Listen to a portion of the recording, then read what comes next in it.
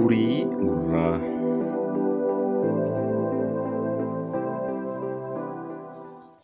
Qajeeltu waliin horraa, hammaattu walirraa gorraa.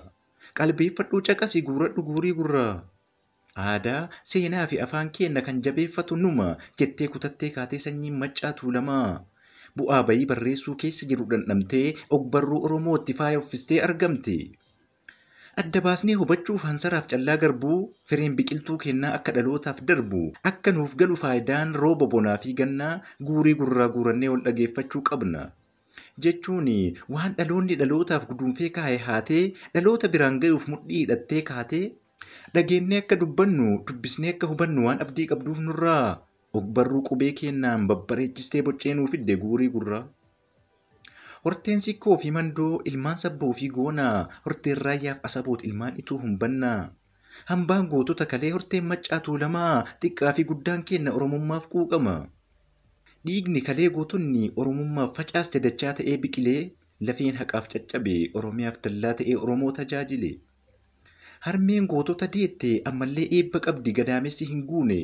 Ni jira waaqoo guutuu ni jira taaddee birruu goonni yoomiyyuu hin duune.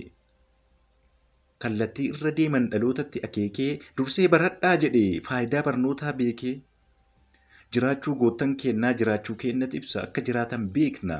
Daandii jarri kaleessa xurree nu tattaraarte nu wadha irra deemna.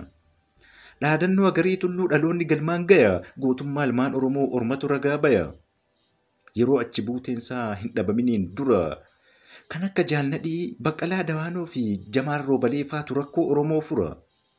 Dubartoonni Oromoo kan seenaa galmeessisuun lafa keetti yaadannoo kan akka Horqituu Walloo Maaramee Harqaa fi kan akka Asteer Gannoo kan wacni simbiraa fi roobaaf bubbeen hin raasne dhiiraa fi dubartiinis gootota seenaa dachaa qabna dur irraa kaasne aadaa fi duudhaa qabna hamaa fi gaariis beekna hin qabnu waan wallaalle gootummaa fi gamnummaa arjummaaf garlaafummaa Oromarraa liqeeffanne Oromoo irraa dhaalle.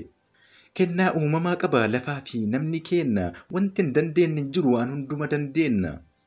Oromoon dhihoo fagoo laga gamanaa gamaa dhiira ta'ee dubara xiqqaa fi guddaan namaa guurii gurraa guurachuun wal dhagayuun dirqama. Guurii gurraa guuramu gurraa gurree yoon ganne waan hayyuun namaan jedhu waltaanee yoon dhageeffanne. Seenaa hattoonni hattee hattootaaf dabarsitu gaafa warri xixiqqoon guguddaa arrabsitu gaafa jiraa kenna ajjeestee du'aa isaanii kaastu. Gaafa hin jirree jiraachistee dhakaa fi muka raastu. Akkamiin adda baasna jabbii guuteef hin guunee barumaan sa'a hootu. Akkamiin adda baasna jara duuteef hin duunee maqamaan nama gootu. Yuusa bineensaa ta'ee kolfa sagalee namaa waca simbiraa ta'ee lallabsa laga gamaa. Wanti ijaan hin argamne wanti harkaan hin qabamne gurraan dhageeffatama. Aadaaf seenaan Oromoo abaabileerraa kaasee afoolaan kan as ga'e. Inni amma barreeffamu inni walaleeffamu seenaa kaleef dheengadda gurri namaa dhaga'e. Isa hin dhagayamne dhaloota dhageessisuuf waan amma raawwatamu kan dhufutti ceesisuuf hojiin hadha hojjetame boru seenaan himama dharaaf dhugaa adda baasuu fi guurii gurraa guurannee dhageeffachuun dirqama.